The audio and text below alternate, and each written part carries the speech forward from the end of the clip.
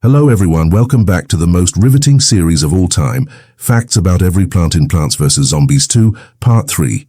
Yes, it's finally here. Seriously, 93.5% of you aren't subscribed. That's more than the number of zombies I've seen wearing sunglasses. Before we start, how about hitting that subscribe button? It'll make Mr. Peace happy.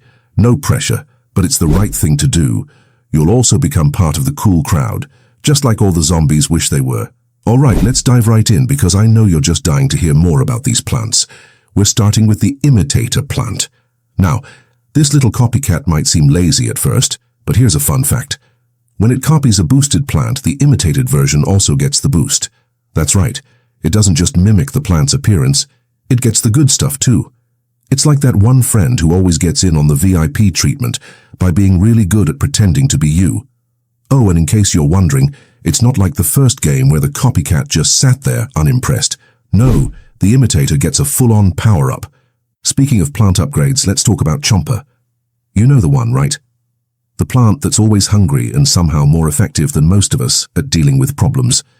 In Plants vs. Zombies 2, Chomper can now devour up to 4 zombies at a time. Yeah, forget the old days of just one sad zombie snack. Now he's a full-on zombie buffet. It's like going from a snack size to an all-you-can-eat special at your favorite buffet, except, with fewer breathing people. If that's not an upgrade, I don't know what is. Now moving on to Toadstool, a true legend in the making. You may think this mushroom's only good for sitting there and doing its thing, but did you know that if it's riding a minecart and is about to eat a zombie, it can still finish the job even if you decide to move it? That's right. You think you're being all clever switching lanes, and Toadstool's like, yeah, nope. I've got this zombie to devour. Nothing you do is going to stop me. This plant is the definition of get out of my way, I have important business to handle. Let's get explosive with Strawburst. This little guy doesn't just sit there and look cute. No, when a zombie gets too close, Strawburst has a very special death animation. It's not just a sad sigh and a flop. No, this little guy goes out in a blaze of glory. Explosions, fireworks, chaos, just like that one friend who insists on making an entrance at every party. Subtlety? Who needs it? But wait, the fun doesn't stop there. Ever placed Cactus in the third column from the right? No? Well, let me tell you, you're missing out. When you do this, you'll disable the Ankylosaurus's attack. That's right.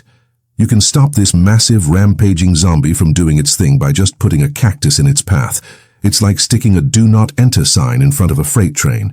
The Ankylosaurus just stops, looks confused, and probably questions all its life choices.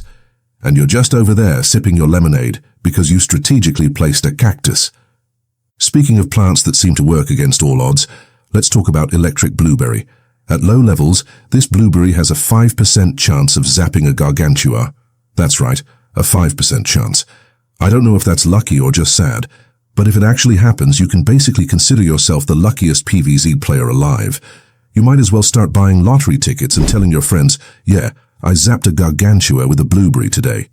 What did you do with your life? Honestly, that's more than most people can say. And now Jackolantern. Remember when I said plants can defy the laws of physics? Yeah, this one does that. Normally water would douse any flame-based plant, right? Not Jackolantern. His flames are like, nah, I'm good, even when the water comes in from places like Pirate Seas and Big Wave Beach. It's like he just shrugged and went, water? Whatever. I'm just going to keep on burning, thank you very much. I'm honestly not sure how that works, but who's going to argue with a pumpkin that won't let water ruin its vibe? But wait, let's get weirder. You've heard of Jester zombies, right? These little clowns are a pain in the neck, but did you know they can reflect bouncing grape projectiles? Yeah, that's right. If you've ever thrown a bouncing grape at a Jester zombie, just know that it's probably going to reflect back at you with massive damage. It's like getting hit by your own boomerang, except it's a grape, and you've already spent too many coins on it. Thank you, Jester, for being the absolute worst. Let's take a break from the chaos and talk about Parsnip. This plant is special because when you use plant food, something magical happens. The smaller versions of Parsnip wear the same costume as the main plant. It's like a bizarre version of Dress Up, but with more roots and less fun. Can you imagine walking down the street and seeing a bunch of little versions of you wearing your exact outfit? Yeah, that's what Parsnip is doing. It's totally normal, right? And oh, here's a fun one, electric Peashooter. When you fire off his projectiles, they have the delightful ability to target trap tiles. Now, don't get too excited because, shocker, it does nothing to the trap tiles. It's like throwing a snowball at a brick wall. So much potential, so much disappointment. But hey,